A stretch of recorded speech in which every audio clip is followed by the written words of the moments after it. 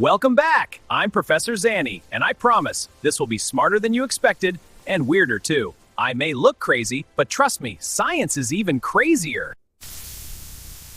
Hey! Want unlimited energy? For free?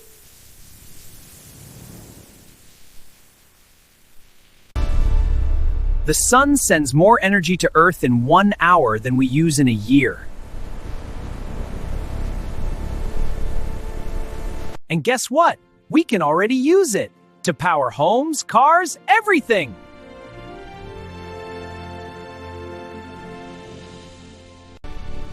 In the future, entire cities will run on sunlight.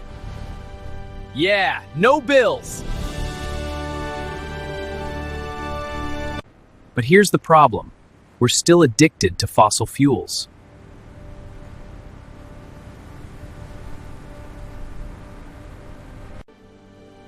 If we switch faster, we could save the planet.